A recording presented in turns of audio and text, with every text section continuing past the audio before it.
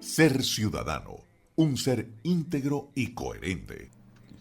Y yo veía la silla vacía y me preocupé, pero no, ya está, porque usted puede verlo y escucharlo, porque siempre ahora estamos por nuestro canal YouTube Mundo UR Regiones, además estamos en nuestros live en vivo, tanto en Instagram por @malemalaver y en TikTok @gente y ciudad radio. Él es Juan Medina, abogado con más de 20 años de experiencia en la gestión pública. Con él seguimos conversando acerca de estas alianzas público y privadas en la materia de colaboración con el gobierno. Yo creo que es como actor fundamental el sector privado es importante y yo agradezco que hayamos hecho esta profundización. Vamos a hablar con Juan acerca de la rendición de cuentas de la alianza, porque a veces estos acuerdos se hacen así como que en la sombra y eso no es bueno, hay que rendir cuentas, nos los decías la vez pasada y hoy nos los vas a explicar. ¿Cómo está, Juan? Bienvenido.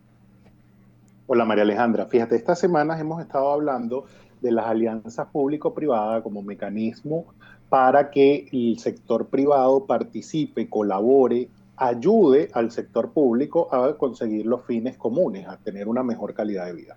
La semana pasada vimos un caso en Venezuela, en el municipio de Latillo del estado Miranda, donde hay una alianza entre el gobierno local y empresas del sector privado para gestionar la salud pública. Y esto es muy interesante porque nos hace reflexionar sobre cuánto sabemos de esas alianzas. Las alianzas son importantísimas. La capacidad que tiene el sector privado de apoyar al sector público con sus recursos, con su conocimiento, con su capacidad técnica, es muy grande. Pero también el reto importante es que se rinda cuenta de eso. ¿Qué queremos hoy? Queremos mostrar qué debemos saber los ciudadanos, a qué debemos tener acceso para rendir cuentas. Lo primero que tenemos que saber los ciudadanos, que tener acceso y que los gobiernos están obligados, es al proceso de alianza con el sector público. Lo llamemos licitación, como se llamaba antes, lo llamemos contratación, como lo llama la nueva ley, pero ese mecanismo, ¿por qué ganó él y no otro? ¿Por qué la alianza está haciendo con ese actor privado en particular y no con otro? Por los beneficios, por su experiencia, por su capacidad técnica, por su capacidad financiera, por las condiciones que ofreció, eso es muy importante, pero eso es parte de la transparencia. Recordemos siempre que la transparencia no es solo para que el ciudadano pueda ver lo que está haciendo, que es muy importante. La transparencia también es para que el ciudadano confíe más, para que el ciudadano entienda mejor lo que está pasando. El primer interesado en que haya transparencia y rendición de cuentas tiene que ser el actor público, para que el ciudadano lo apoye, para que el ciudadano crea en él, para que el ciudadano confíe. Claro, porque este es un tema que los ciudadanos deben saber, porque fíjate, a veces se hacen esos acuerdos en la sombra y tú ves, no solamente en el tema económico, tú ves entonces cómo pues se pasan a la norma en no cumplir espacios de estacionamiento y lograr permisos que no deberían de esa manera y te cambian el urbanismo y todo el tema de la zonificación. Entonces, la rendición de cuentas tiene que ver con lo económico y también con el cumplimiento de la norma, ¿no? Correcto. Y esa transparencia, y es muy importante que los gobernantes lo entiendan, beneficia el seguimiento que el ciudadano le pueda hacer al gobernante y hace que el ciudadano pueda confiar más en él. Si tú eres transparente, si tú muestras lo que tú haces, si tú no tienes nada que esconder, el ciudadano va a creer más en ti, va a recuperar esa confianza en las instituciones y en las personas. Entonces, el procedimiento de selección de esa alianza, ¿por qué él y por qué no otro? Tiene que ser transparente, tiene que estar publicado. Lo ideal sería que hubiese una página web donde tú puedas tener toda esa información, donde tú puedas tener acceso. Bueno, sabemos que en la realidad hay municipios que no tienen página web porque no tienen quizás los recursos o porque quizás no tienen la disposición de tenerla, pero por lo menos en la Oficina de Atención al Ciudadano tiene que estar esa información de fácil acceso. Ya, pero eso no es así tan ligero, Juan, tengo que decirlo, existe la ley de infogobierno que te obliga a tener la página web, no es así que lo pueden dejar, el problema es que ahí hay como que un problema de sanciones, que no se dan, yo no sé por qué no cumplen la ley. hoy en día hay herramientas que permiten páginas web de muy bajo costo, blogs que permiten publicar la información. No todo es Instagram, Facebook y Twitter. Claro. Hay herramientas que permiten tener páginas web a muy bajo costo. Cuando digo a muy bajo costo, porque siempre tienes que dedicar un poco de recursos a hacerla, a crearla, quizás con tu mismo personal. Pero eso es una obligación de ley. Si esa alcaldía no tiene la página web creada, tiene que tener, a juro, Claro. no es una cosa excluyente de la otra, una oficina de atención al ciudadano donde el ciudadano pueda ir y pedir la información. Claro. Y entonces ahí tiene que estar cuál fue el procedimiento para seleccionar ese contratista, ese proveedor de servicio. Tiene que estar el contrato disponible. ¿Qué se tiene que rendir cuentas del contrato? ¿Cuáles son las obligaciones de parte y parte? ¿A qué se compromete el sector público? ¿A qué se compromete el sector privado? ¿Y esto es un acuerdo ejecutivo o pasa por el legislativo?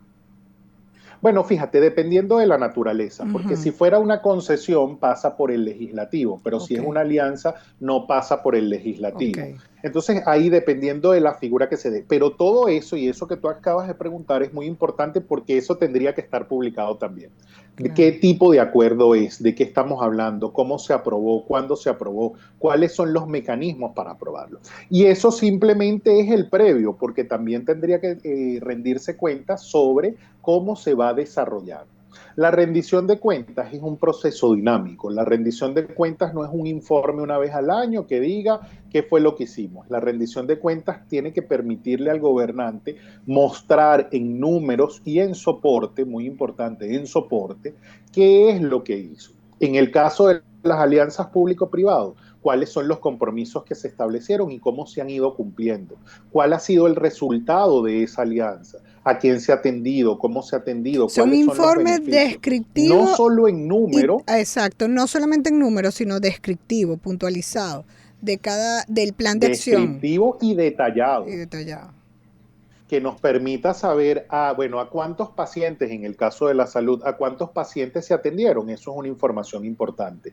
Pero más allá de cuántos pacientes se atendieron, en cuánto incidió nuestra atención en salud, en cuánto mejoró la salud del ciudadano, cuáles enfermedades se atacaron y cuánto bajó la recurrencia de esas enfermedades, cuántos pacientes atendidos han podido sobrepasar una condición crónica, si es el caso. Es decir, ese tipo de información es muy importante. Tiene que desarrollarse un acuerdo que defina bien el objetivo e incluso los indicadores para ver si funciona o no esa alianza. Correcto. Y ahí hay una doble, responsabilidad. El sector público tiene que rendir cuentas de algunas cosas y el sector privado también porque es quien lo gestiona. Pero juntos tienen que rendir cuentas. Y esa es una de las dificultades más grandes de las alianzas público-privadas, que como hay diversidad de actores y cada uno aporta rendición de cuentas distinto, no hay quien lo concentre, no hay quien lo compile. Y es importante que se compile y se concentre porque además la rendición de cuentas es el reflejo del ejercicio de revisión, de supervisión, de monitoreo continuo y constante, permanente, que permite tomar decisiones. Si el sector público y el sector privado en la alianza... Ay, caramba.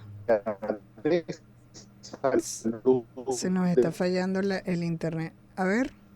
Con indicadores cómo van los resultados, mal puede tomar decisiones para corregir, para mejorar, para quitar cosas que no sirvan. Sí, sí. Bueno, no sé si hará falta. Dime. Si no se hace eso, es la que tiene que estar publicada. Sí.